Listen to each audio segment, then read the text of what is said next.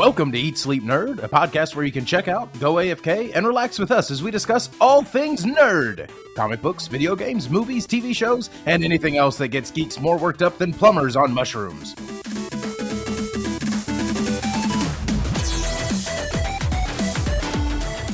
In this episode, we review and discuss the Super Mario Bros. Movie, The Mandalorian Chapter 22, Picard Season 3, Episode 8. But first, we check in with the nerdy news to discuss the Star Wars Celebration event and several big announcements, NASA's return trip around the moon crew announcement, and more. Welcome to episode number 52. I'm your dorky DJ, Corey Winter, and as always, I am joined by my nerdy brother, Josh Winter, and our geeky friend, Jason Summer. It's me, Jason! Yay. You've been waiting for months to do that, haven't you? Yay. I actually just kind of came to me. Oh. Like a moment of artistic inspiration. Oh, wow. I've been working on that for a while. So Christian's not here. Christian is not here. Yeah. And the sad day. I noticed it's during our big episode where we're breaking down all the big Star Wars announcements, and he missed the last episode where we did a big breakdown of announcements when DC stuff was announced. He missed that episode too. So every time we do a big breakdown of announcements, he's always absent. Maybe you just can't handle it. Well, is he going to be here for our big Huntsville Comic Expo episode? I guess we'll find out. You should be, Christian. Talking to you, man. Talking to you, man. He got a ticket, didn't he? Yes. Yeah. There's no guarantee he'll show up, though. No, that's true. Wow. That's true. Yeah. So, we have a big episode in store because lots of nerdy things happened this past week. But first, I want to know what we're geeking out on. It's just the original trio of us again. So I hope you guys got something good. I don't know how to handle myself. Well, that hasn't changed. All right. What have you guys been geeking out on this week? Josh, you go first. So there is a game that I play like once every 6 months, but when I do it, I play it for like a week straight, nonstop. And I guess it was just about that time again. It's called Stellaris, and it's everything I love. So I'm not one of the shoot 'em up people. Like I can't do the twitchy game. I've gotten too old. I just can't. I already feel bad enough about myself. I don't need to get pwned, and then Joss almost rage quit the last time he played Call of Duty with me. He just stormed out. Like I'm good for like 3 or 4 rounds, but you can only come in last place so many times before you're just like, I'm good, thanks. Anyway, so what I really love and what I've always loved are RTS games, simulation games, strategy games, stuff like that. And that's what Stellaris is. Stellaris, it's a sci-fi galaxy expansion game, and you get to pick your race, and there's dozens of them that you can pick from, and it's very in-depth. They all have different forms of government. They all have different objectives. They all have different bonuses to like research or expansion or everything, and it's really, really cool. And you can tell they spent a lot of time trying to figure out how best to balance this game, because even though your goal is to expand and more or less conquer the galaxy through one form or another, you could do it through conquest, or you could do it through like building a federation, or anything like that. Even though that's like the primary goal, there's also things that come into play. Like the bigger you get, the harder it is to govern your empire. Yeah, and so which makes sense. Yeah, so like it's you're constantly having to reorganize, re-strategize. Everything shifts from what's important every time you establish a colony. Yay, you established a colony. Okay, cool. Now you got to run that colony, bro. And don't forget, you've got the rest of your empire you have to run too. So like, it's really cool, and it stresses you out, but like in a good way.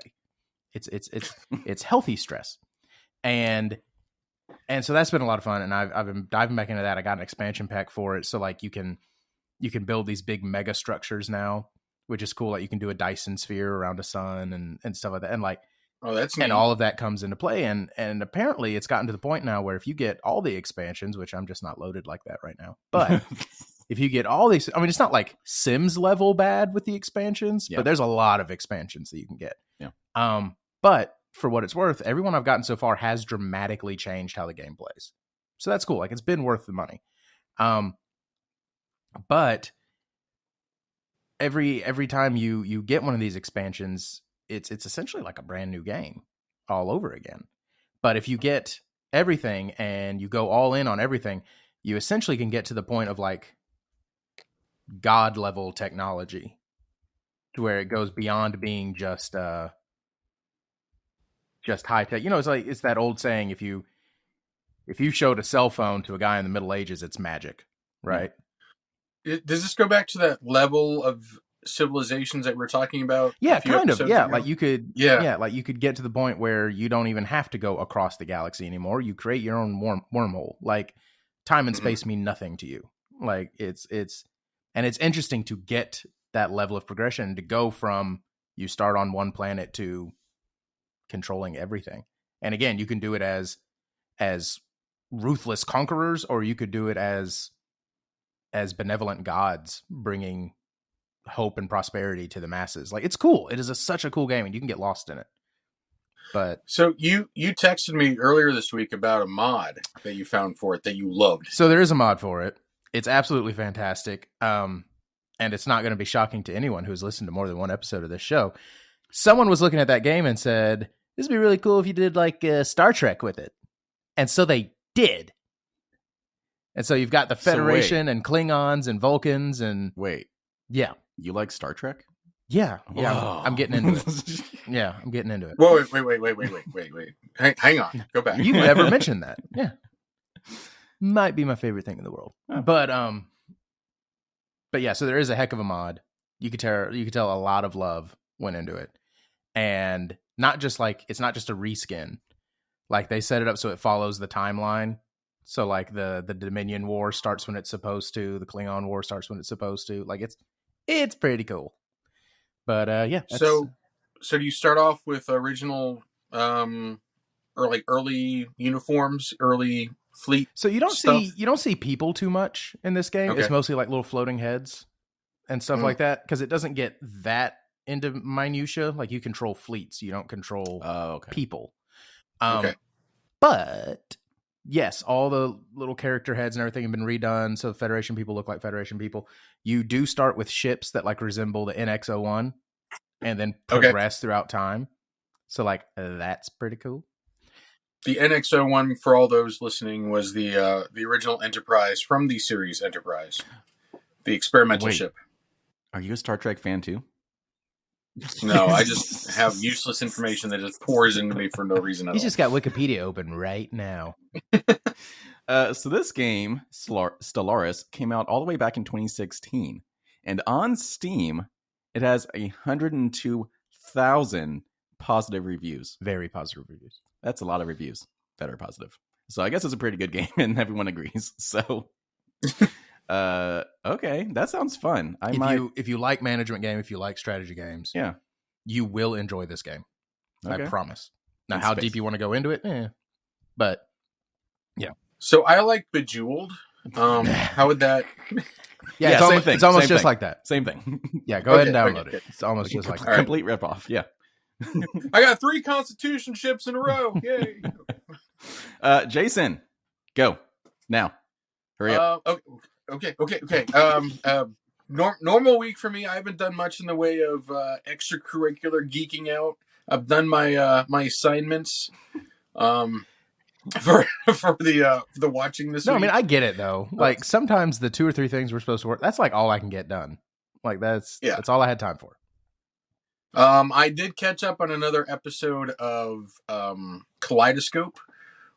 So I like how we're just Christian's been waiting for me. Christian's been waiting for me to finish that up so we can talk about it. It's an excellent series. We'll hit the 1-year anniversary of Kaleidoscope with a review. Right. So Christian's been very patient, but we're getting there, and we're going to talk about that in an episode or two. You'll probably forget about it by the time you finish it. No.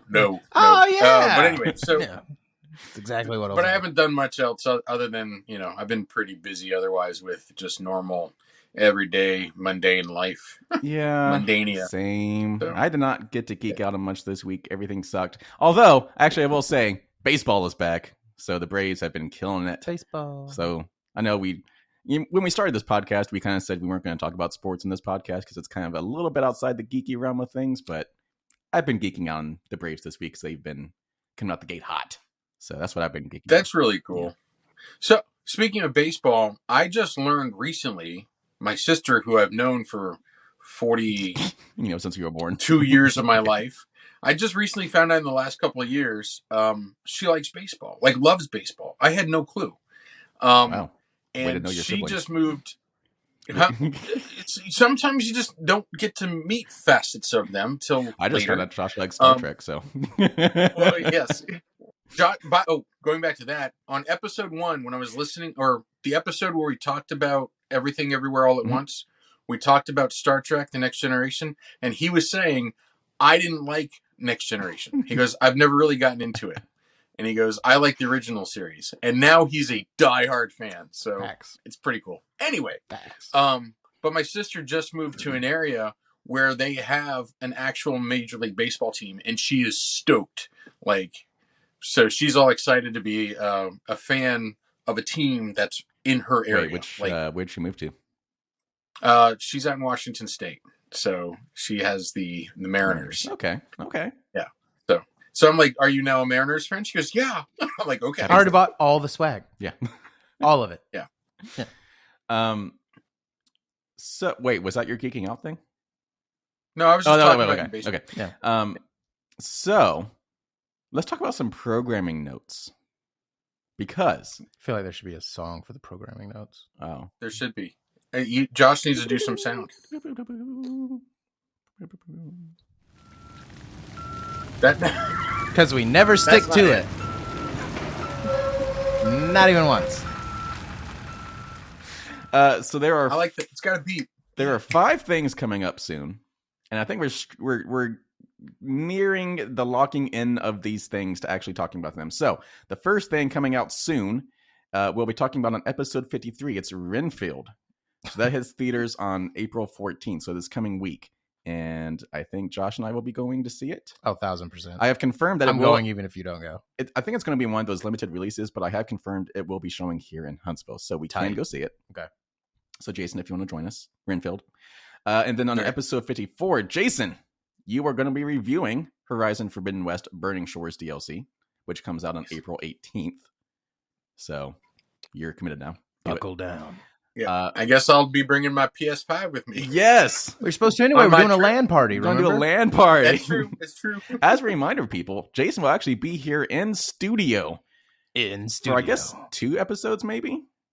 1 episode. Maybe 1 episode. I'll be out at my father's. Wow. We'll see. We'll see. But anyway, so Jason will be here in person. We're going to have a little LAN party, old school. Bring your dad. We'll bring our dad. Okay. So yes, episode 54, he'll be reviewing the new Horizon Forbidden West DLC. On episode 55, we'll all be playing Star Wars Jedi Survivor at the same time. Yes. One game, sharing the controller, 3 hands on the controller. So that comes out on April 28th. I want the directional pad. That's my role. Thank you. I only want the attack button. Okay. Right. You're laughing. This would be an excellent segment. I don't know how we could all hold. That's half the humor. It's like those videos where like 6 people are playing the same instrument. Have you seen those? Nope. It's the same thing. It'd be with the controller. Doing other things. Or like when one person like does the shirt thing and they put their arms down and someone else has to do the. It could be kind of like that. Just saying. It's like a weird active hug. I think we just came up with a new video series. I think we need I literally just said that. I know. I'm agreeing with you. Oh, okay. Right. Yeah, let's do it. Anyway, so also on our episode 55, Josh has shared a new movie with us that I had not heard of previously. See, sorry, I had a stroke halfway through. So I assumed that because it was from all the same people, I saw this trailer before John Wick. And it's from all the people who did John Wick. Lionsgate, right? Yeah, so I had just assumed everybody saw this trailer. Mm-mm. So I know what you're talking about, and yes, I saw it. Okay, yes. Cool. So like I sent the message, everyone was just kind of like, this is dope. And I was just like, did you not see this before? No, Christian, I did not see this. No. Wild. Sisu.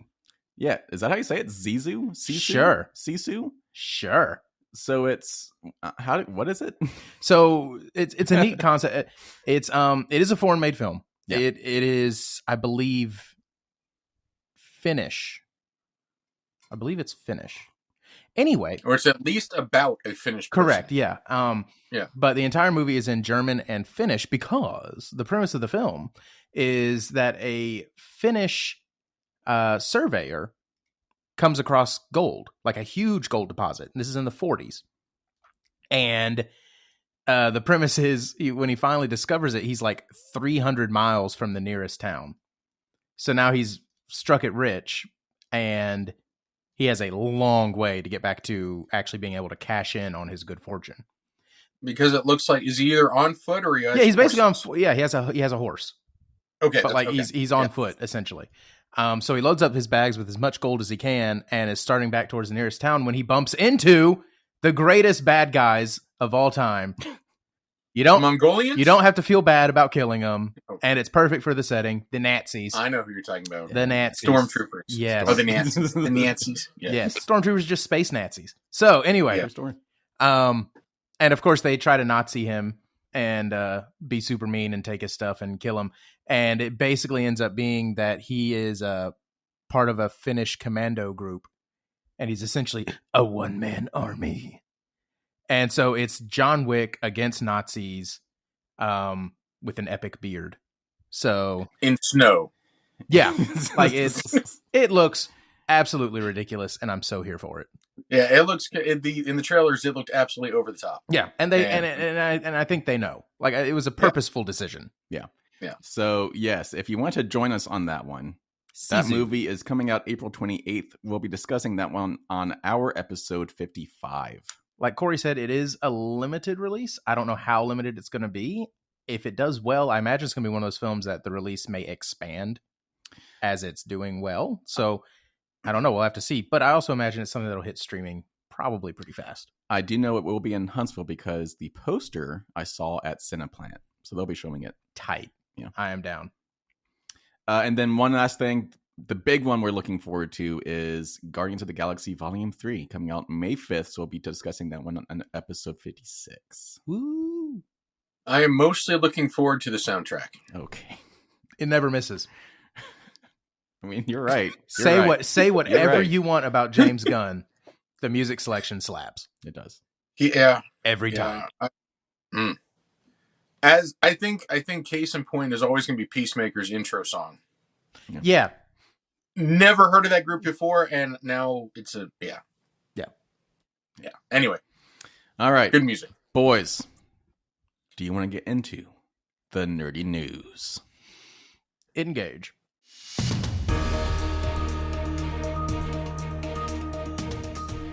All right. We have two big stories we want to talk about, but one of them is just a bunch of mini stories all coming together for one big one. So it's the Star Wars celebration currently taking place in Europe this year, right? Is that where it is? It doesn't matter. So the Star Wars celebration, a bunch of big announcements are happening as we speak in regards to movies and television shows for Star Wars. But first, I just want to start off by looking at the updated timeline of Star Wars. So during the big press conference, the one that kicked off everything, Kathleen Kennedy outlined the vision for the future of Star Wars films. I missed a good joke. You were just like, it's in Europe. I don't know where it is. And I should have been like, in a galaxy far, far away. There it is. It's okay. I'm sorry about that. Guys, you can't always be on point. So, we previously knew about various eras in the Star Wars timeline. We knew about the Old Republic. We knew about the High Republic. We knew about all of those republics. And eventually, we got the new First Order.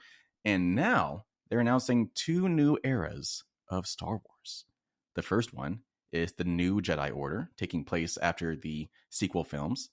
And then we have the Dawn of the Jedi, taking place all the way back before the Old Republic era.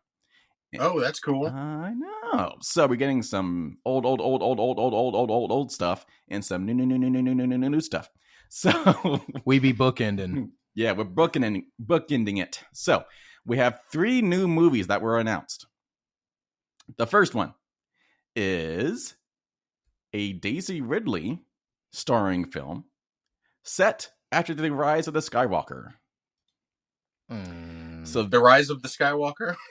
Rise of the Skywalker. So this one is directed by Sharmeen Obaid Chinoy. My apologies if I did not say that correctly which Sounded like you didn't. Yeah, but... pretty sure I did not. It takes place 15 years after the events of Rise of Skywalker and star Ridley as the Jedi Master rebuilding the Jedi Order. Okay. So it only took 4 movies, but she's going to do something. Oh, no. Oh, no. Oh. I liked her character a lot. I liked her character. So I liked her character. She just didn't do anything. She had negligible impact on the story. I mean, that's not true. That is 100%. No, true. she convinced Luke Skywalker to come back and die. And die. Mirage himself as a legend. Something that would have always happened anyway. It would not have. It would. He was completely closed off from the Force. Nah, he would have done it. It's Luke. He would have done it. Okay. Anyway. So, providing more details about what this movie will be, Kathleen Kennedy answered some questions.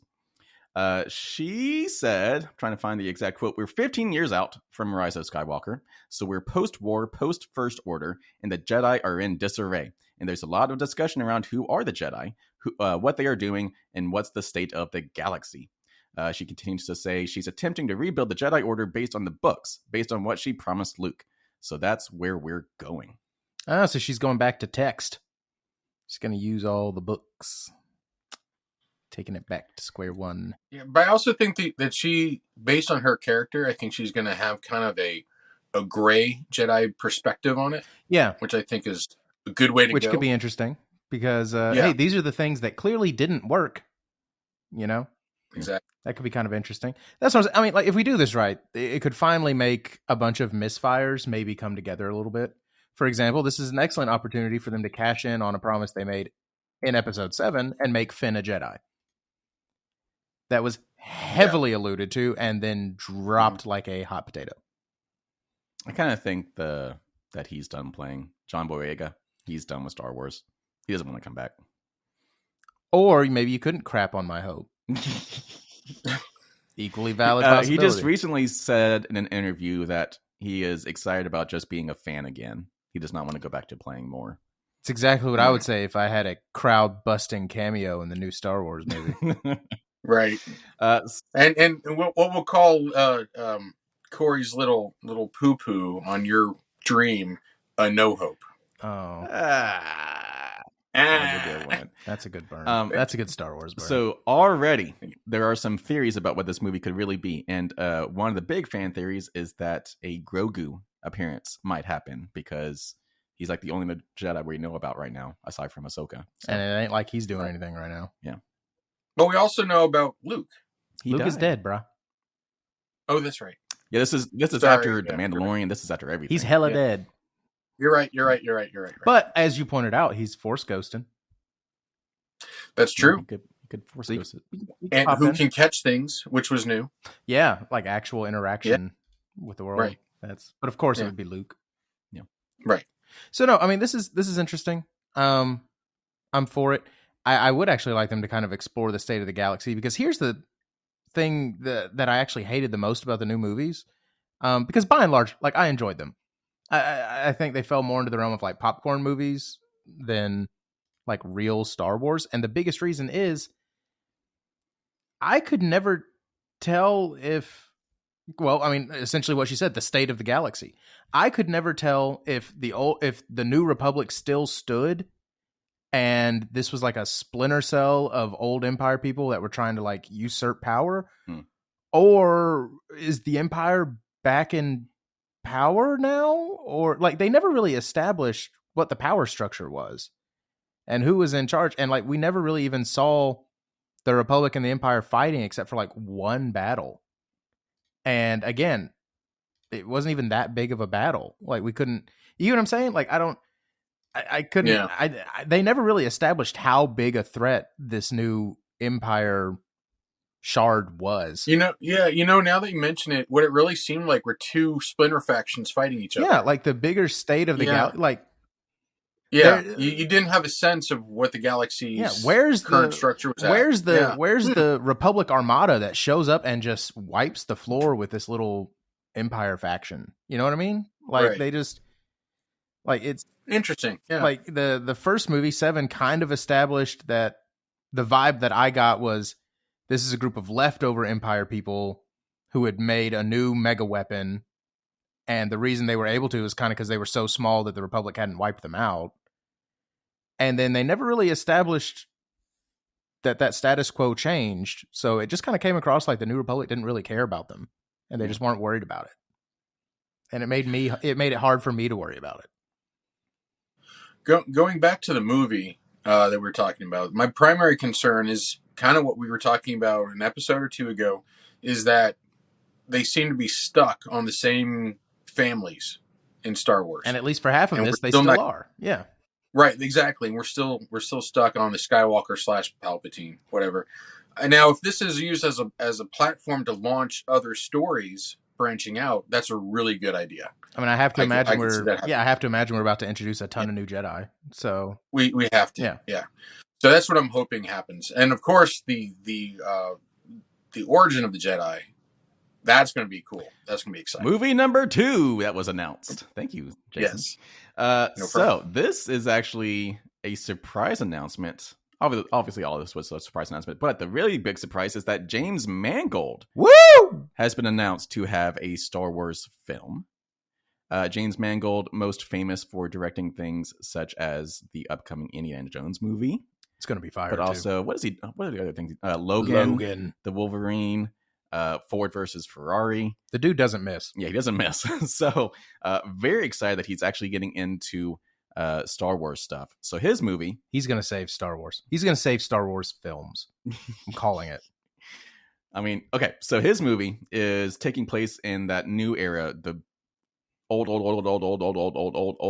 era of Star Wars. That was just pre everything. So his movie is taking us to the early point of the Star Wars timeline, as the director said.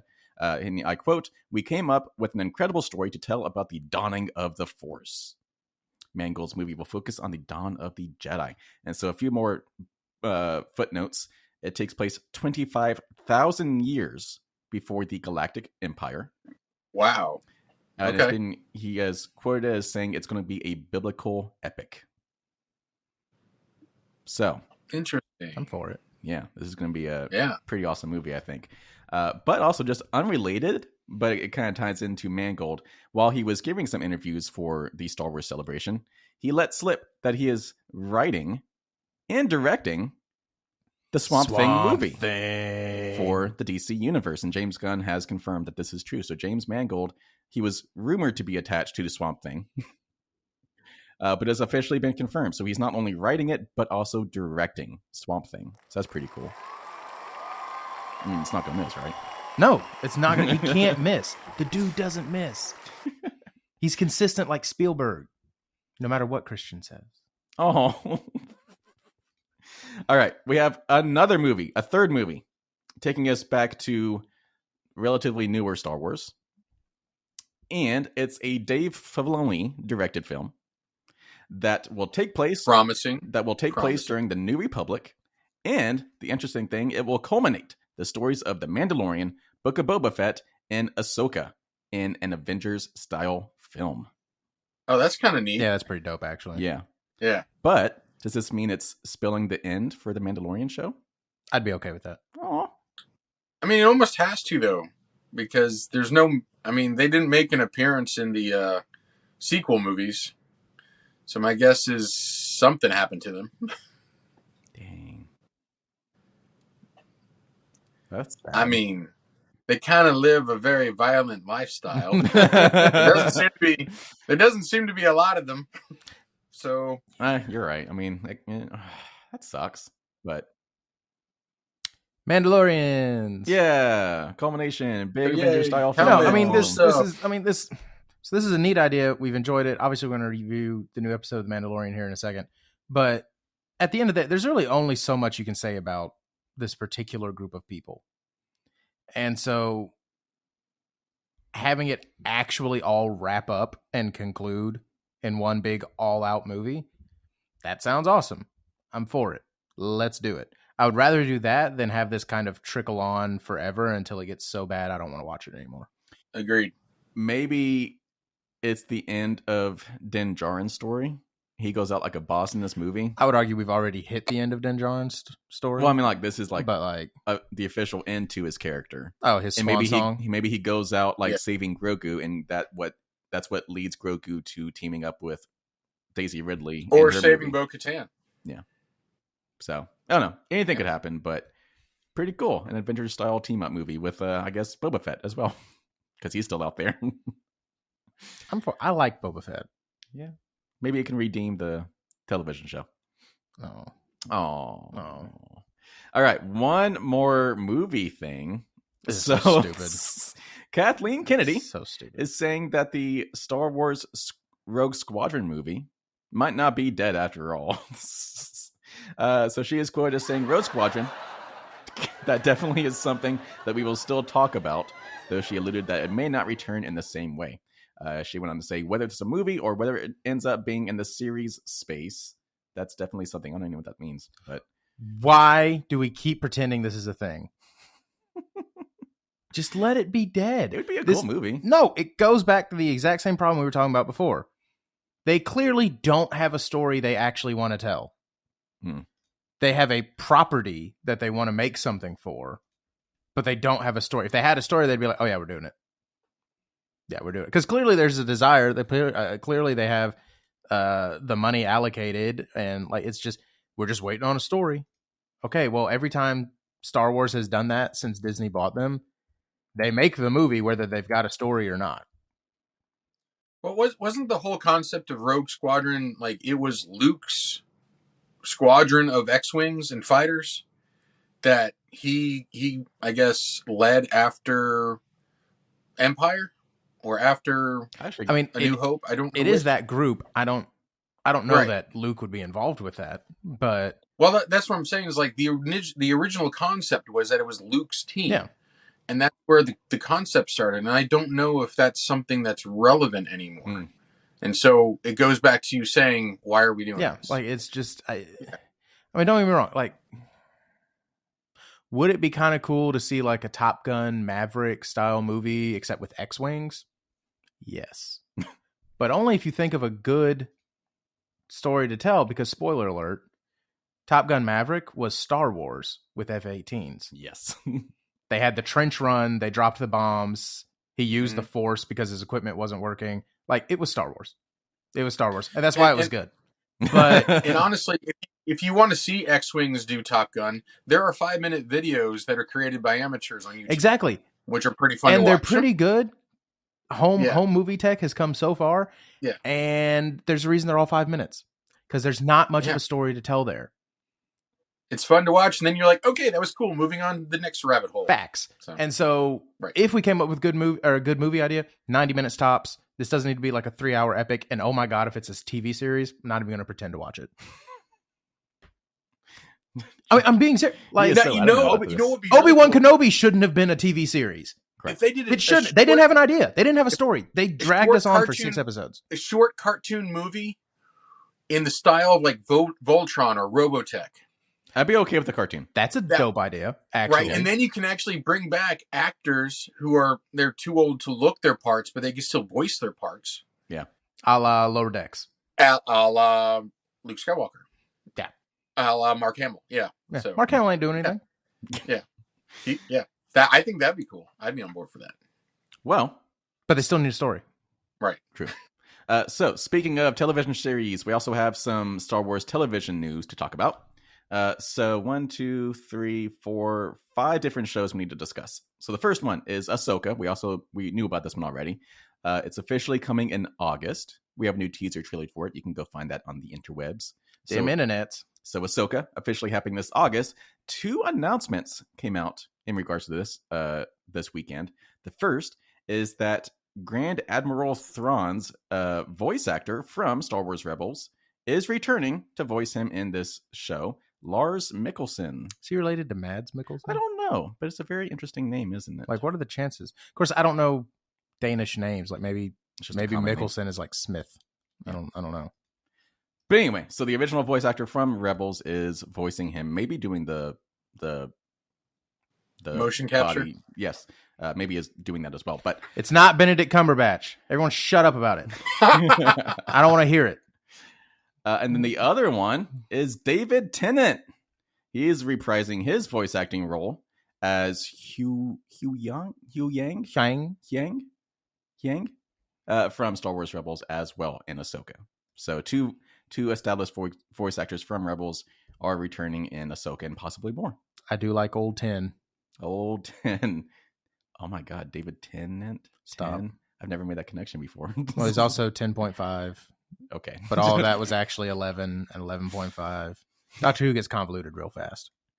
And then that's all the Ahsoka stuff. Going to be a pretty cool show, I think. Trailer was awesome. Yeah, the trailer is very cool. I'll share that link in the show notes. Star Wars Andor Season 2 has been confirmed for August 2024. So that's next year. Next year. It's not this August. It's next year. They like August. So, Star Wars The Acolyte. Some more details have come out about this one. And it's interesting because it's being billed as Frozen meets Kill Bill. So I don't even know what that means. No, I'm in. I don't want to hear anything else. Are they singing "Let It Go" while slicing people up, or yes. what? Okay. Well, no. I mean, my interpretation of that would be. I mean, I could read the quote. No, it would be a young lady because we know that it's a female lead. So the young lady coming to terms with her overpowered abilities. And then the Kill Bill part would be, I assume, because she's a Sith, she's going to take out everyone that has led to her downfall and pushed her along that path. It's a revenge story. Yeah. Okay. I'm on board. This sounds cool. Go ahead, read the quote, even though I probably explained it better than Kathleen Kennedy did. All right. So it actually was not Kathleen Kennedy. It was Acolyte's series creator Leslie Headland. Shared that she had always wanted to, quote, delve into the Star Wars universe and tell the story of this entire world that I love so much from the perspective of the bad guys, end quote. But she went on to say, what I pitched to Kathleen Kennedy was Frozen meets Kill Bill. Shockingly, she didn't kick me out of the building, Helen said. It's High Republic near the beginning of the prequels and an exciting part of the timeline. This is when the bad guys are outnumbered. They are the underdogs. I'm really excited for you guys to see things you haven't seen in live action yet. She also noted that it was the furthest back in time we've been in live action and that there will be lots of Jedi. At least one of these Jedi will be a Wookiee played by Chewbacca actor Jonas Suotamo. As it's always been a dream of Helen to tell the story of one. And then Mangold poo-pooed all over that. It's the furthest back we've ever been in live action. Okay. Hold my beer. So she didn't really 25,000. Yeah, so she didn't really explain the Frozen part of this, but I just outlined the movie. I did it for her. I mean, I'm for it. That's why we just speculated, Corey. TV show, not movie. Oh yeah, that's right. So there's that. We also have Skeleton Crew. Not much information came out about the show itself, but this is the one with Jude Law, right? Yes. Okay. But the directors list has been announced, and it's got some bangers. So 6 directors were announced to be directing episodes of Skeleton Crew. John Watts, most famous for his Spider-Man Tom Holland movies. David Lowery. I don't recognize him, but the Daniels. Okay. The Daniels. Jake Schreier. Bryce Dallas Howard. And I'm having to read like so small. Lee Isaac Chung. Thank you. So, some big names here that have been attached to Disney projects multiple times. So, it looks like this Skeleton Crew show is going to be off on a good start. It's got a good list of directors behind it. So, that's fun. Looking forward to that. I can't wait to hear more about it. But yeah, I was going to say, they still haven't really gone into a lot of detail about what it actually Jude Law is. rescuing kids. But is he? Yeah. I mean, we don't know that. We just know he has some kids. He could be white fanning through space. Like, I thought the synopsis was Jude Law is rescuing kids from. Doesn't matter. If that is the synopsis, and I'm calling it right now in episode 5, the plot twist is that he's actually evil. Which that happens a lot with his characters. It's true. The only one that was safe was Dumbledore. All right. And I guess the love bot from AI.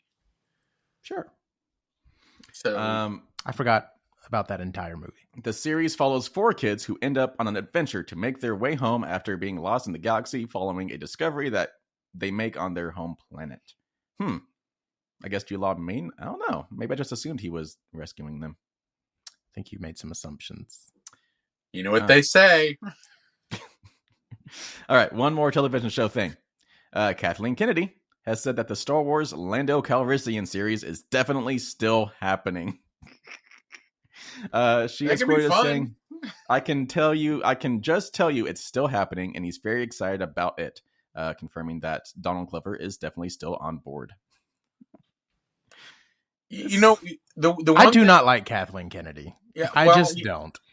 The one thing that I was picking up on this, for somebody who we're suspecting maybe on her way out, she was very front and center on this. Yeah. You know, she was very much, I'm sticking to my guns. Yeah. By the end of summer, she'll be gone. Okay. All right. I mean, it's just a very weird. Maybe this is her last hurrah. Maybe it's her swan song. Maybe. I'm getting strong HBO exec vibes from her, where she's trying to talk a big game and talk about all the projects she's greenlighting, and poor little Donald Glover is about to get Henry Cavilled. Oh.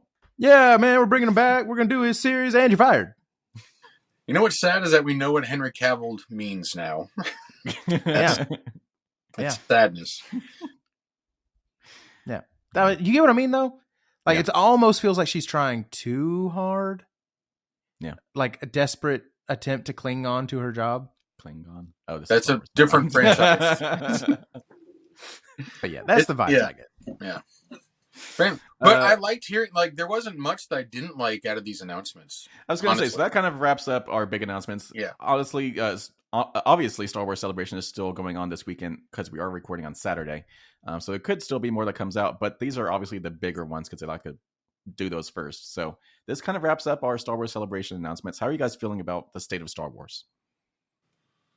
Well, I mean, like we were talking about, I guess last episode of the year or the episode before, I think we're still over inundated with Star Wars stuff. I mean, I would like, and it's and as Josh has said, it's all been kind of blah. You know, it's not even all excellent. It's all just kind of there. So, I mean, if this stuff that's coming out is good and it expands the universe into something that's a little more, fleshed out and takes directions that they can build a universe on, I think that'd be really great. But if we're just doing more of the same, I'm kind of Star Wars'd out, honestly. Well put. If we don't have anything new to say, please stop talking.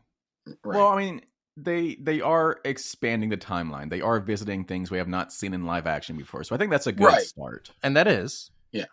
But at the same time, literally half the projects announced were taking place in the same timeline involving the same people. Yeah. They are still terrified of getting away from the Skywalkers, Solos, and Palpatines. By the way, Rey should have been nobody. It would have been better. Yeah. I agree. I like the nobody story better. Yep. The ending, yeah. And again, they could announce all these, all year, but we've also seen a lot of Star Wars announcements get canceled too. Yeah. Star Wars has like a 25% production completion ratio, right? So... They never get platinum trophies, so yeah. But so, I mean, it's hopeful. We'll see. It is hopeful. All right, let's move into our next story. All right, so let's talk NASA. I love space. I've been waiting for this announcement for a while. It's apparently not the announcement I thought it was. We'll get to that in a second. Close. Yeah, poor Corey. We had to burst that bubble. Yeah. So NASA and the Canadian Space Agency announced before... They have a space agency? Yeah. Yes. Isn't it too cold for space? That actually kind of surprised me too, but it is what it is. So NASA and CISA, I guess is how you abbreviate that. Our space agency is better. Announced the 4 astronauts who will venture around the moon on Artemis II, the first crewed mission on NASA's path to establishing a long-term presence at the moon for science and exploration through Artemis. The agencies revealed the crew members Monday during an event at Ellington Field near NASA's Johnson Space Center in Houston. And I quote, "The Artemis II crew represents thousands of people working tirelessly to bring us to the stars. This is their crew. This is our crew. This is humanity's crew," said NASA Administrator Bill Nelson. Right? That was a perfect quote. NASA astronauts Reed Wiseman, Victor Glover, and Christina Hammock Coke, and CSA astronaut Jeremy Hansen each has their own story, but together they represent our creed, E pluribus unum, out of many, one. Together, we are ushering in a new era of exploration for a new generation of star sailors and dreamers, the Artemis generation. That's a heck of a quote. Yeah. So, the approximately 10-day Artemis II flight test will launch on the agency's powerful Space Launch System rocket, prove the Orion spacecraft's life support systems, and validate the capabilities and techniques needed for humans to live and work in deep space. I thought they were stoked. I thought they were going to the moon. They are going to the moon. They're going to the moon. They're just not going to land on it. Around the moon. Yeah. So yeah, we kind of had to burst Corey's bubble. I thought they were like going to have the whole epic planting a new flag moment in high definition, but apparently not. So yeah, no. Well, we have not cool, been around the moon since the 70s. Yeah, we got to make sure it's still there. Right. No, well, I mean, this is the... They're going past it. All right, everyone look. This is a milestone for the Mars mission. That's what this is. It's I don't know. Like, I saw this and I absolutely geeked out in a way that I haven't like truly geeked out like about something real in a long time. This was so cool to read, and I'm so excited about this mission. And they're going in November 2024. Sure. Yeah, I will take your word for that. Yeah, that's what I saw in the article. Yes, you're correct. Mm-hmm. So we get to look forward to that. That's going to be really, really exciting. Yeah, no, I'm right there with you. I think that's kind of what the world has kind of been missing for like the past decade. How long has it been since the shuttle program shut down? Like, oh gosh, so Obama shut it down in his first 2009. Yeah. So it's been a while, and I feel like that's just kind of what's been missing from humanity for a long time, is the exploration aspect of our lives. Like, we're not going out there and exploring the stars, which is what makes things like Star Trek so cool. So you're exploring things beyond our known world. Just because you can. Yeah. Right. So there are a lot of detractors from the space program saying it's a waste of resources, a waste of funds. And it is very expensive. And it does use a lot of... expensive. Right. Yeah. But you know what? I think you're right, Corey. The importance of exploring and seeing what's beyond what we already know, whether that be through physics, whether that be through other science, whether that be through actual exploration of our solar system and galaxy, it has to be done, or else we stagnate as a species. Yeah. And this is so cool. It's so important. Plus, it's really cool to watch rocket ships ignite in high definition at night. It's so great. Yeah. True. It's like the best thing in the world. Which is disappointing because they stopped doing the shuttle program shortly after high definition like became a thing. Yeah, there was like 4 launches that were like perfectly recorded. Coolest thing in the world. Yeah. We didn't even have 4K. Get out of here. We had 1K. It was a single K. Guys. What if we make a plan to go to this launch and then record it for this podcast? Do a live podcast recording at the launch of Artemis II. Yes. Are we taking off from Florida or Texas? Doesn't matter. We go wherever. I would assume Florida. Probably Florida, because that's where the spaceport is. Less casualties if something goes wrong. Yeah. So, what do you think? I'm all there. I'm tentatively on board. We can even like bring a we'll bring an anchor desk and just set up right in front of the room. What are you guys doing? Show me the sign where it says I can't. Yeah. I think we should do this. Okay. All right. Yep, we're in. So, people, get excited. We're going back to space. Woohoo! And we're going to be there for it. It's the moon! It's the moon.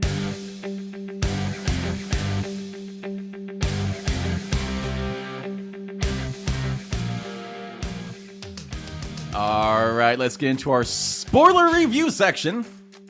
And emphasis on the spoilies. I like the roundup. I like that. Where we are talking about the Super Mario Brothers movie, Star Trek Picard, Season 3, Episode 8, and The Mandalorian Chapter 22. So I think we just go ahead and start with the Super Mario Brothers movie. But because I think that's just Jason and myself. Josh has not seen it yet. Yeah, it was Kid Week, ironically. Yeah, ironically. Yeah. Corey, you go first. Okay, so I just have to start off by saying critics are so freaking stupid. This is a known fact. This is a known fact. So I just want to bring up Rotten Tomatoes, and we make this point a lot. Right? That critics are they're out of touch with what people are actually looking for in movies. Because on Rotten Tomatoes, as it's recording, out of 198 critic reviews, this Super Mario Brothers movie has a 56% on Rotten Tomatoes. But the audience score, which is currently, 5,000 plus reviews? It's kind of hard to read. Yes. It has a 96% audience rating. That's a 40% difference. So, critics are stupid because they went in, and I actually pulled one of the quotes from one of the reviewers, one of the critics, that just illustrates how out of touch they are. This is, I'm going to put her on blast. Sarah Michelle Fetters from MovieFreak.com. She gave the movie a 1.4 out of 4. And her little summary was, kids may have the time of their lives watching the Super Mario Brothers movie, but for most adults, this is game over. And that just illustrates it perfectly, because this is not a movie for adults. So if you go in there expecting a movie for adults, you're going to have a bad time. This is a kid's movie. And if Citizen Kane. Correct. Like, it's a kid's movie, and that was very clear in all the marketing for it. So if you go in there with the lens of expecting Dungeons and Dragons or whatever, you're going to have a bad time. This is a kid's movie. This is no different than Frozen or Toy Story or whatever. Like, this is a kid's movie. And if you watch it like that, it's a good time. So taking me into my point, I love this movie. As a big video game fan, as a Mario fan, this was perfect.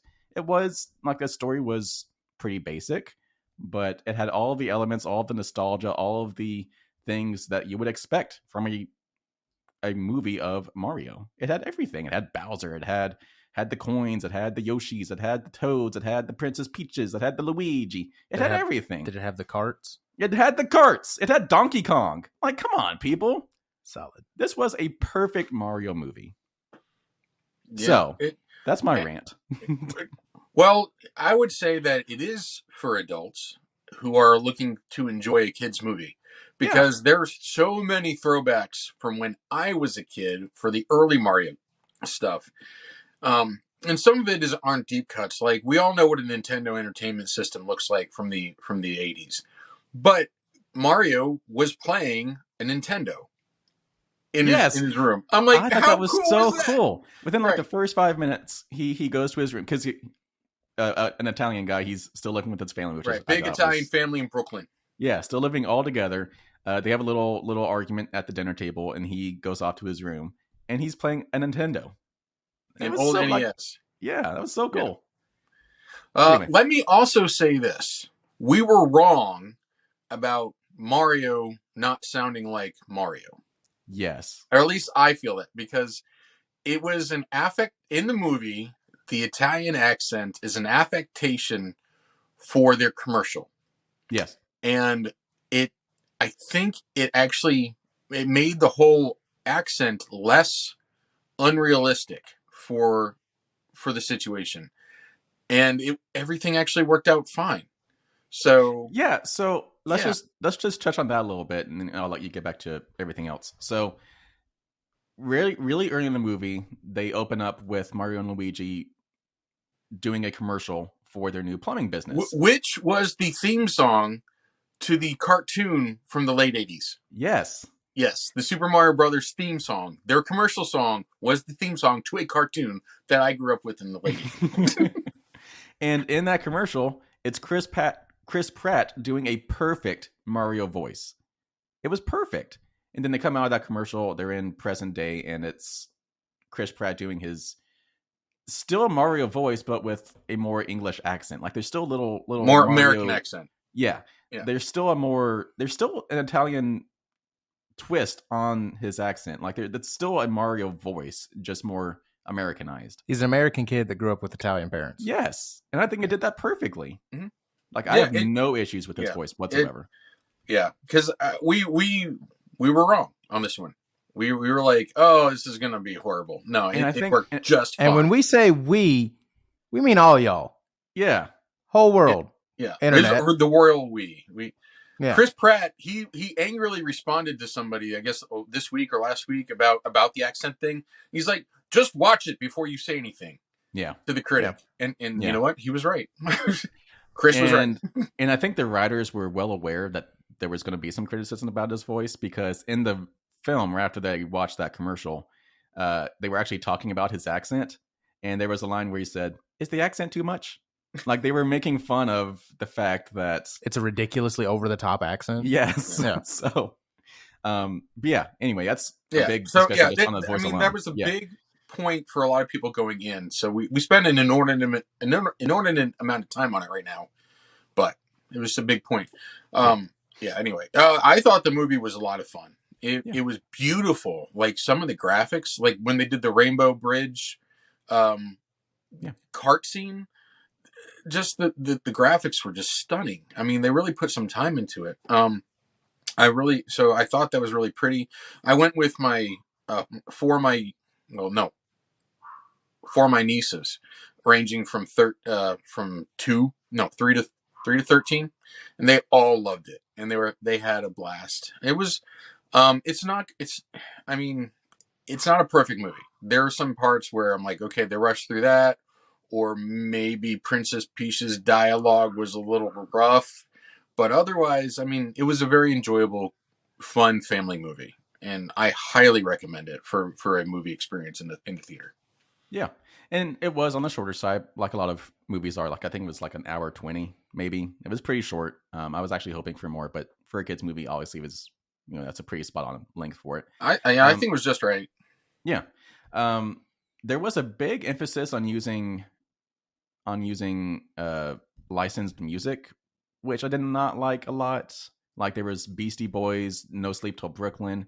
There was Thunderstruck by AC/DC. There was several other ones. There seemed to be a lot. Take music on Me. Yeah.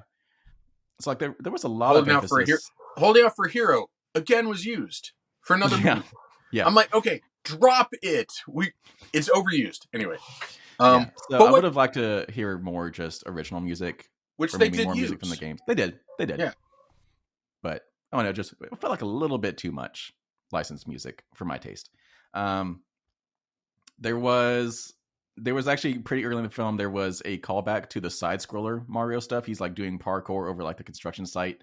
That was pretty fun. Obviously several Mario Kart references, big scenes where they're actually in carts. Donkey Kong showed up for a big part of the movie. It was such a fun time. I highly enjoyed it as a Mario fan, as a video game fan. Like you were saying, lots of Easter eggs, lots of nostalgia. But just to wrap up my thoughts, it was a simple story, but I thought it was fine for Mario's first entry in this form of movie entertainment. Yeah, you definitely didn't leave the theater rolling your eyes at it and going, "What were they thinking?" It was I enjoyed it more than I thought I was going to, as well. Yeah. So, emphasizing the kids movie aspect of it, I went to go see this on Friday afternoon after school had let out. So the theater was packed full of kids and their families. I was just this 30-year-old man sitting by himself. I felt so out of place. But that's not a good feeling. It was not. I've been there. It's not fun. Go ahead and use this time to put any final thoughts on it that you want to, but let's go ahead and score it. I pretty much said everything I need to say. I enjoyed the movie. It is a good family film. Jack Black was great in his role. Jack Black was fantastic. Loved hearing him. Chris Pratt was great. Seth Rogen as Donkey Kong was fun. Yeah. Recognizing all these actors is fun. Now, having said that, because I just am the way that I am, I'm going to give this a 3.75. Because, it wasn't like the best movie ever. Definitely a good family film. Yeah, I mean, and I'll do a 4 out of 5.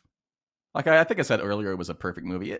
That's a little strong, but it was a very good movie, especially if you're recognizing what it actually is, a kids movie. But yeah, I think it was a really solid Super Mario Brothers movie. So 4 out of 5. So averaging us together, it's going to give it a 3.88 out of 5. Such a weird solid movie. Yeah. If you're into the Super Mario stuff, or upper sevens, if you need a good kids movie or any of that stuff, I recommend. Absolutely, go for it. Very bright, very colorful, lots of music, good for kids in that way. Yeah. All right, let's move into get it. The suspense. Let's go ahead and do Picard, Season 3, Episode 8, titled Surrender. So, Vadic forces Picard to make an impossible choice, deliver what he can never give, or watch his crew perish. Their only salvation lies in the mind of an old friend and old foe. It was so good. Wasn't it? It was so good.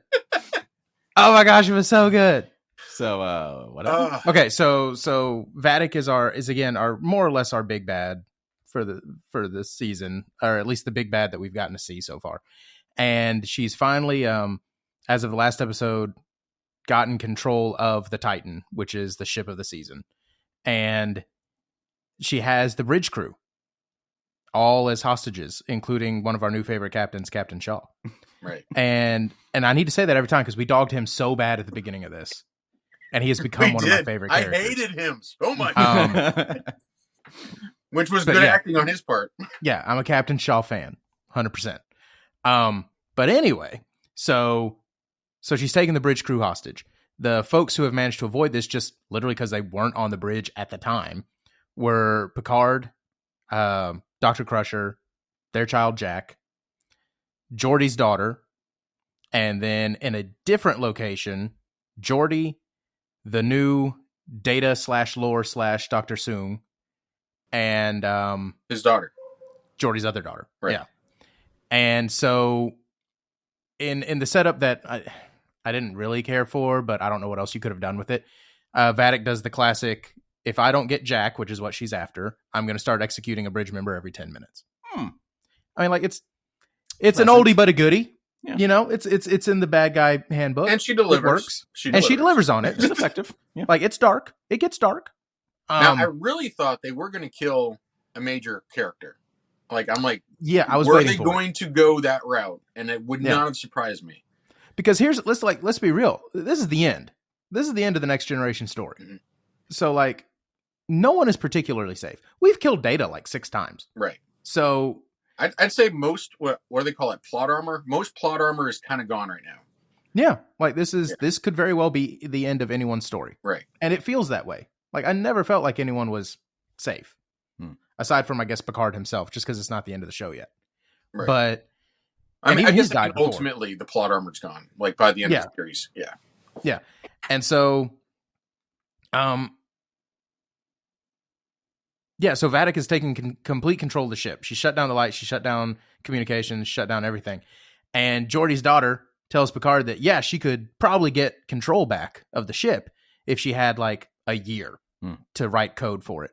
And then a little shout out to Geordi. She's like, my dad could probably do it in, like, a month, but she's not her dad. And then she was just like, you would need someone who could do, like, 90 trillion computations a second. We know a guy just like that. We're like, And Picard basically said that too. Like, I know someone just like that. I mean, like, he didn't say that. He didn't say that. But that was the look. And it's Data. It's Data. We've got Data. But like we established, Data's not all Data. He's got Lore in there. He's got B4, which is pretty passive personality. And Dr. Soong, which is actually the son of the Dr. Soong that built Data. That didn't click for me until this episode. Right, because he's dead. That's right. Yeah, because he's been dead. Yeah. But anyway, so now the conundrum is we can get the ship back, but Data's the only one who can do it. But if we turn Data on, there's a chance we won't get Data. We'll get Lore, which is his evil twin brother. and Lore's This probably is not starting to gonna help. sound very soap opera-ish, but it's not. But it's so good. It really but does. it's so good, though. But it's so good. So they do what they've been talking about doing since the beginning. They can remove the partitions, but there's no guarantee that Data is the one who's going to come out on top. And So historically, in the series, Lore has always come out stronger. He's lost, but he's always been always stronger comes than out Data. stronger. Yeah. Because Lore does not have Data's fundamental programming. Data's fundamental programming is that he will never harm another creature, even an artificial one. Right. Unless it's to save someone else. Yeah. But that doesn't include himself. It's very, what's the robotics guy? What was his name? Asimov. Asimov, yeah. It's very Asimov's rule. The three rules. Yeah. Yeah. So Lore always loses. But when they finally let down the partition and let them sort it out and they're just going to see what happens, we get this amazing, beautiful scene that's just Brett Spiner. And he gets to play Data and Lore at the same time, and they're talking to each other. And it's not a physical fight to see which personality comes out on top. It's a philosophical fight. They're having a discussion. And ironically enough, an emotional fight. Yeah, and a pretty emotional one, because like they don't hate each other. And in fact, Data's quite fond of Lore, and he always has been. It's his kin. But Lore is as he's taking over Data's mind, he's going through his memories, and they discuss these memories and all these important things, which gives us tons of little flashbacks to the next generation. He goes through like the Sherlock pipe and the little memory box with Tasha Yar on it, yeah. in it. And like these are all nice little callbacks from 40 years ago. And it's just neat. And it's so heartbreaking because Lore's more than happy to take these memories and destroy them as he's taking over his mind. And Data's just like, I'm not going to fight you. Like, it's, I'm sorry. And I hate that this is what it's come to, but, and it's like, I'm getting ready to cry. And I'm just like, oh my gosh. And then he loses. Data loses. Data dissolves. He's dead. Oh. And Lore has taken all of his memories. And so Lore is standing there in this ether of the mind, triumphant, and suddenly he starts to shudder and fall apart. And we realize that Data has won. And Data says, when you took my memories, which I knew you would see as trophies, the memories are what make me me. And when you took them, you became me. Oh.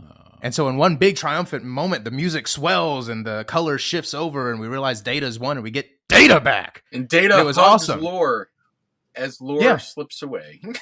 Yeah, because Data never wanted to harm him and he was never going to, but he knew that as he took Data's memories, he would become Data. And so we get the best Data ever. Data comes back in, he turns all the stuff back on, and he flushes Vadic into space, and she dies. She shatters on the ship. Yeah. It's the best thing in the world, and it was so satisfying. And just, So, yeah, Data's back. So I think Josh liked this episode. It was so good. There were a lot of really good moments in this episode. Yeah, this is a very high pass, but yeah, that's what happened. It was the best thing. Yeah, no, he talked about a very specific point in the episode, which is pivotal for the episode. Yeah. There were a couple of things on top of that which I really liked. The scene where Geordi and Data finally get to reconnect.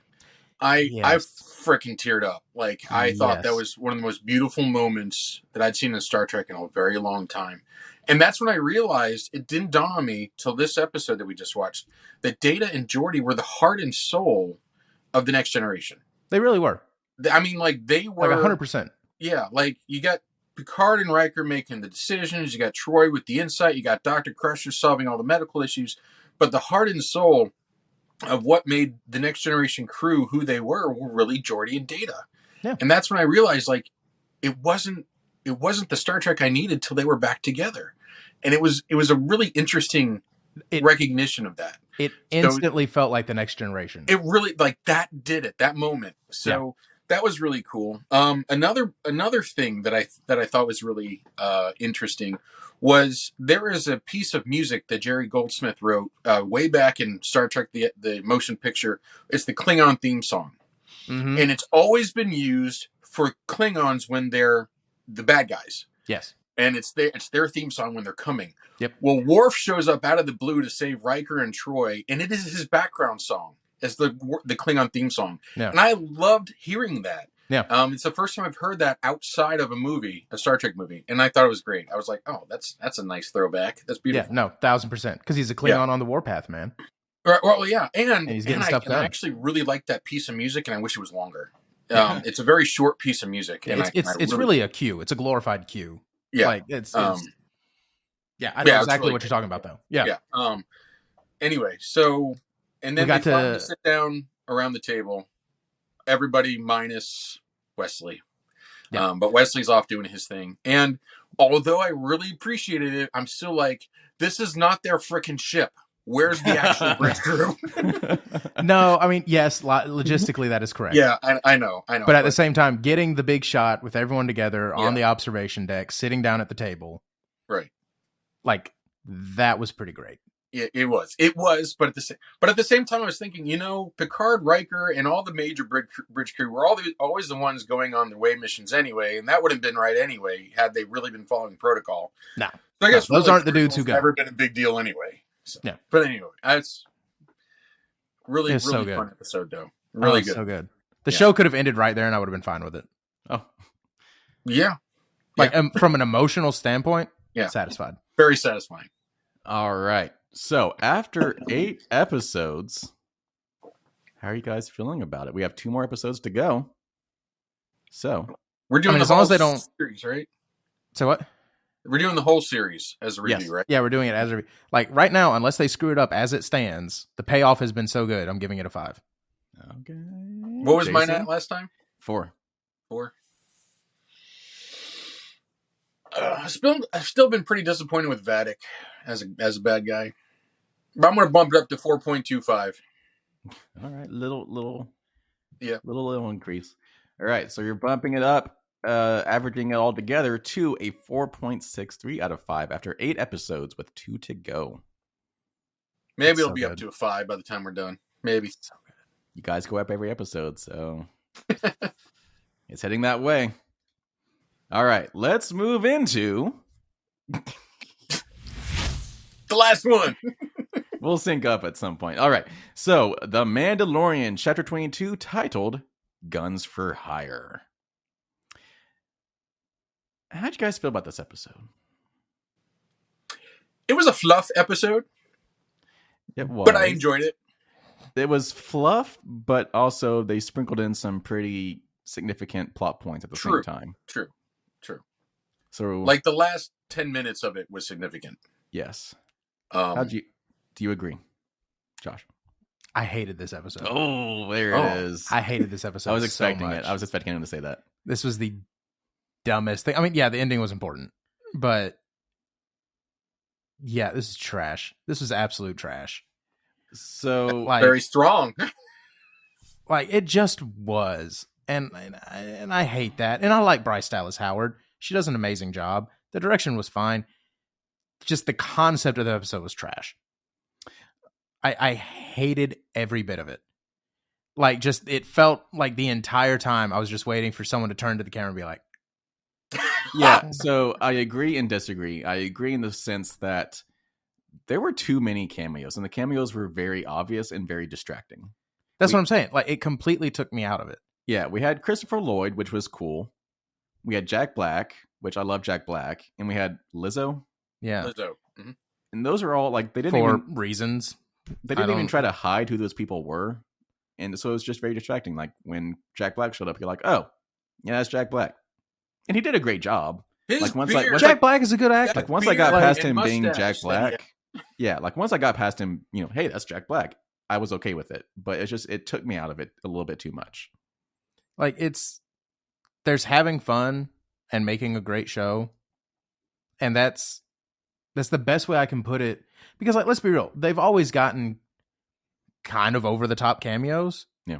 Like Bill Burr. Like, that's random. And he was very obviously Bill Burr. But at the same time, he was a real character with real motivations and actually had a better Stormtrooper arc than Finn did in, like, an entire trilogy. And he did it in 10 minutes. True. So, like I'm fine with out-of-place, kind of obvious cameos as long as they're still playing a real character in this real world and getting it done. Like, it was kind of the same problem with Bill Murray in Quantumania. Mm-hmm. It was just Bill Murray showing up and being Bill Murray. Like, there was no point. He was playing Bill Murray in space. They were playing Jack Black and Lizzo in space. Like, it was. They didn't want you to say anything other than, it's Jack Black and Lizzo. Like, it felt desperate, kind of, in a weird sort of way. Like, they're trying to get the kids' attention or something. I hated it. I despised it. I thought it was awful. But I disagree in the sense that I loved the detective investigation aspect between Bo-Katan and Din. Like, they were actually investigating a crime and like collecting all the clues. They even had the little coroner autopsy scene where they go and visit the coroner to like do the investigation. Like, I love that aspect of it. My brother, sister-in-law, and I were watching this last night, and we jokingly called it the CSI episode. Yeah. I love that. I would like to actually just see an entire series of Star Wars doing that. I thought that was fun. I was so distracted by the awfulness of everything I just talked about. I literally don't recall everything else that was happening in the episode. Wow. But I mean, like, that's what we're talking about, though, is when you do something like that and it's so distract, like, yeah, like I literally, my brain shut down for the rest of the episode. Yeah. So like, I did not care anymore. So I when I say that this was a fluff episode, I mean that in that the majority of the episode was almost pointless. Like, there was no reason to have that, the scenes with Jack Black's character and Lizzo's character, Christopher Lloyd's character, to last that long. Correct. You know, this could have been a short episode and have it be 10, 15 minutes in there, or, you know, or shorter. I don't know. It may have been 10, 15 minutes. To do that investigation, and then, you know, just do another 10, 15 minutes with the other Mandalorian crew to get her leadership back. Being a short episode would have been fine. I definitely think that the portion of the episode that was in the city was too long. I thoroughly enjoyed seeing Jack Black and Lizzo and Christopher Lloyd, and I was like, oh, that's pretty cool. And then Lizzo got to do something that tons of people have been wanting to do, was hold baby Grogu. So I think there's a lot of jealousy out there. Like, you know, she probably got to do one thing. It's like, oh, I want to hold the little baby. You know, I get it. But I was okay with Christopher Lloyd's cameo because he actually had like a little bit bigger of an arc than Jack Black and Lizzo. That's what I'm saying. He actually did something. He was playing a character. Yeah. But even then, his story kind of petered out at the end. Or kind of, you know, just kind of trickled off like, oh, I'm so sorry, and I hope you'll forgive me. You know, and they're like, I hope so too in time. Take him away. You know, it's like, yeah. Okay. So, and then the whole separatist throwback was just out of the frickin' blue. Like, I'm like, that doesn't make any sense. I didn't think separatists were human. I thought they were... Oh, where he mentioned Count Dooku was a visionary. I thought that was like I don't know.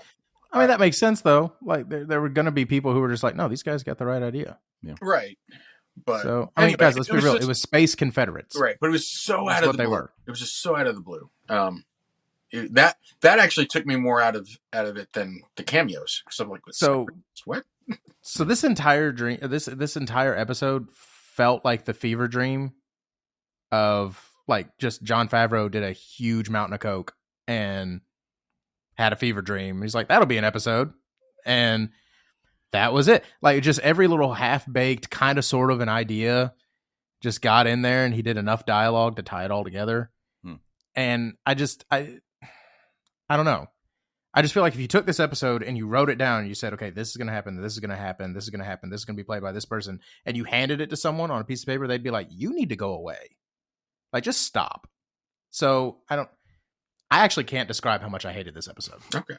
Like, it's that bad. And more importantly, backing up on Jason's point about it was a fluff episode, I know that inherently this show has been episodic with, like, overarching arches and storylines, but, like,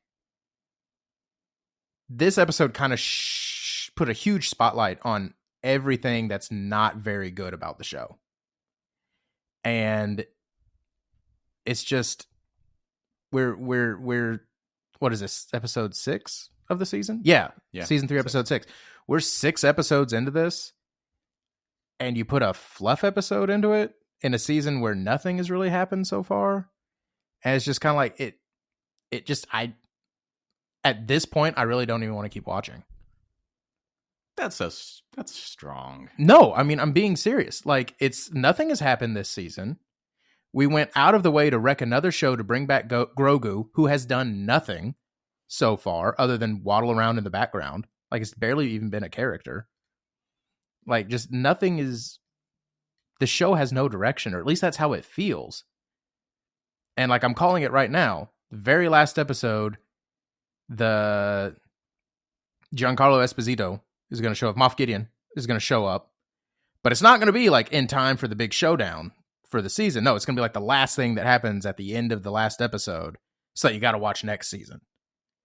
So, like, I feel like this entire season has been a complete waste. And it's not getting better, it's getting worse. I wish I could hug you right now. I feel like you need a hug. You need a hug. I get it. like this. I get it. Everybody, it's okay. I mean, I get it, but I disagree. I think the season as a whole has felt fine.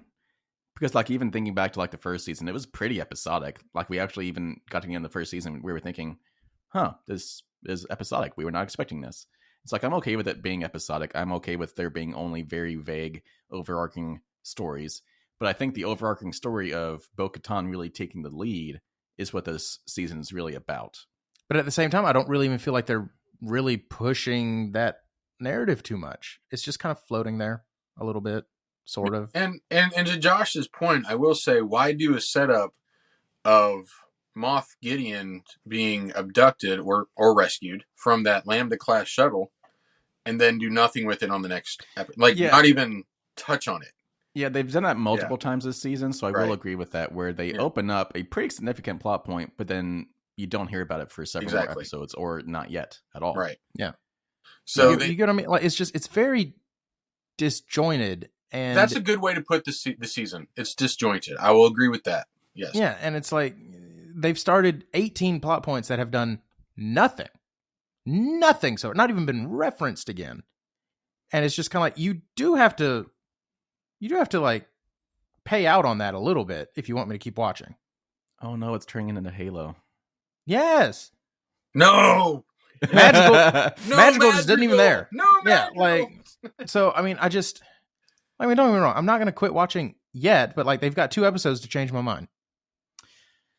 Well, okay, so let's talk about the big ending of this episode. Yes. Where actually the overarching story comes into play, and we get away from that stupid side quest. So, Bo-Katan comes across her old tribe of Mandalorians, comes back to reclaim her throne as the leader, and she challenges the new leader to a duel. Hey, by the way, that would have been a good setup for an episode. Just saying. Just if anyone on the writing team's listening. That's an episode that would have been cool. I could have watched a whole episode about that. Just saying.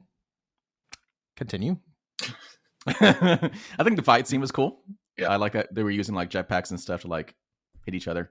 But I think the best part of it was when Din Djarin closed the thread on who is actually the rightful owner of the Darksaber. The enemy of my enemy is my friend. Yeah. Yeah. So spoiler alert, it's Luke Skywalker. No, if you actually follow the rules of the Darksaber, it's Luke Skywalker. That's fair. Huh. Is that a season 1 thing? No, so this gets deep into the lore. Hang tight. I want to hear that. Okay. So the last person that we saw on screen win the lightsaber or win the Darksaber in combat, because there's only 2 ways you can get the Darksaber. You inherit it, so like from your parent, from your ancestors, or you win it in combat. Right. Yeah. You can't be the last person. Correct. The last person who really won it in combat was Darth Maul during one of the cartoons. Okay. So Darth Maul was the last rightful owner of the Darksaber. The only person who ever defeated Darth Maul after that was Emperor Palpatine, also in the cartoons. Okay. The only person who's defeated Emperor Palpatine was Darth Vader at the end of episode 6. Okay. And when he immediately died thereafter, his possessions would have passed to his son Luke, meaning that Luke is actually the rightful owner of the Darksaber. Wow. So there you go. That's impressive. I'll give that to you. That's cool. And this But, is why. So I just want one more CGI cameo from Luke where he shows up and goes, "Give me my thing. That's mine." Excuse me. That was my father's. Now it's mine. Please. Yeah. It's convoluted, but it's all right here. Right. Okay. So that was a detour, but with that in mind, that was a deep cut. I like it. In the context of this storyline, this calls back to when Bo-Katan rescued Din Djarin in the cave on Mandalore. Correct, which we've talked about. Yes. We said, hey, didn't she technically... No, you asked if she snagged the saber, and I said no. Yeah. So, confirmed, Jason, you're right. Din Djarin kept it, but he recognized that she actually did win it in combat, technically. So, right. He used that as a way to help Bo-Katan reclaim her throne, because that was what the new leader of the Mandalorians was saying, was that, yeah, you defeated me in combat, but only the person that is the rightful owner of the Darksaber can actually lead us. And there you go. By the way. Yeah, so this is the way. And she is the leader of that group of Mandalorians again. Fade to black. And one of the important things that they did do was the Mandalorian that she was fighting, Fox something or other, whatever his last name is, he acknowledged that was correct in the way of passing on the saber. Yeah. So the person that was leading acknowledged that she was in fact the leader. So that was an important thing to do to establish legitimacy of her role. So that was important too. So that's where we're at. And I do want to talk about how we've been discussing, is Din Djarin even still the lead of the show?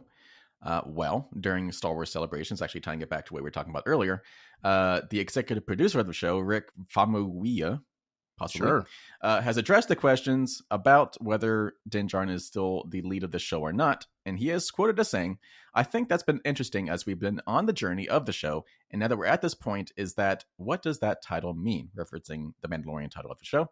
He went on to say, "I think now that Bo possesses the Darksaber, I know that there was a lot of expectations that might have shifted, both in terms of what it meant for Din Djarin, but also for Bo, and what does it mean? Who is the Mandalorian at this point? And so I think it could be anyone. And I think that's what they're trying to define in many ways. It's, what does this mean to be Mandalorian?" So, right. And we all had a discussion about that a few episodes ago, about the title. Like, will it be Mandalorians? Will it be something else? And we've discussed that already. So yeah. Or will it be nothing, because it's ending when they make that new movie? So we'll see. Right. Yeah. But yeah. Well, I'm sorry you hated it so much, Josh. Yeah, no, I didn't hate it. Just a dumpster fire. I just didn't think that side plot was necessary, but I liked what it was just fine. I mean, just try to explain the setup to someone. On a planet ruled by Jack Black and Lizzo. Doesn't that sound like a Star Wars Doc episode? Brown is going ham. He showed up and said, "Great Scott!" I don't know. Let's close this thing out. So 1 out of 5. God dang it. Okay. 1 what? So as a reminder, I'm not even going to be cute about it. 1 out of 5. We're doing this episodically. 1 out of 5. So this episode, Josh is giving a 1. 1 out of 5. That's a little harsh. Are we allowed to give zeros? No. Okay, yeah. Then 1 out of 5. That's. Yeah. I mean, no, Jason. No. Oh crap. I mean, I think that's a legitimate number. I mean, just no stars are colored in. That's all. It's just like blank stars. So Jason, what about you? Again, I enjoyed the episode, but there was a lot of pointlessness to it, and I didn't feel it moved much along. So I'm gonna give this a 3 out of 5. Okay. Well, you know what? I'm gonna give it a 4. Okay. I thought it was fine. My only downside to it was the distractedness of the cameos. Aside from that, I thought it was great. So, without Christian's score, obviously, reminder, he is not here. So we miss you, Christian. We miss you, Christian. Averaging those new scores together this season is still at a 4.21 out of 5. All right, so that wraps us up for episode number 52 of Eat, Sleep, Nerd. Don't forget to come back next week on episode number 53, where we will be talking about Renfield, the new Nicolas Cage Dracula movie. and obviously still talking about Picard and the Mandalorian. And don't forget to follow us on all the social medias that you can find them if you're watching on YouTube, on the lower third of the screen, on Twitter, Instagram, Facebook, and here on YouTube, youtube.com/@EatSleepNerd. The old Schmeds. So, share with your friends. Share with your enemies. How have you guys not shared yet? Right? I'm not seeing a lot of sharing going on, people. Yes. We were taught to share. Yeah, sharing is caring. Right. Yeah. And click the it's not like we're asking you to share something that's like a train wreck to watch. Like, we're pretty good at this. I like to think we're moderately entertaining. Right. I mean, we're somewhat entertaining and we're kind of funny and yeah. Please share. Please. Also, click that subscribe button. Right. Here on YouTube. Yeah. Yeah, click the little bell button so you always know when we post a new video. Get in there. And leave spoiler some alert, comments. it's every Tuesday. Every Tuesday. Like, leave some comments. We want to hear. We want to know. Tell shout us out to what you like, Gabrielle. don't like. Shout out to Gabrielle, by the way. Said that I was doing great on the soundboard. You're right. I am. Whoever you are. Don't feed that ego. Yeah, no, it's good. Yeah. You just Keep it coming. the ego monster here. He doesn't need Keep it coming. I'm actually getting a small piece of hardware that we're going to have it so I can just key it in. If you're not going to use it, I am. We're going to figure it out. Anyway. It's going to be more efficient than ever. Yeah, we have new toys. What? We have toys. We have toys, okay? Right. We have toys. So, Jason. What? Before the next episode, Yes. what are some things that nerds should be doing? Well, they should continue to nerd out and watch the geeky shows and do the geeky things and read the geeky comics and all that other stuff. But most importantly, they should eat. Stay hydrated. They should eat, sleep, and nerd. Take it easy, people.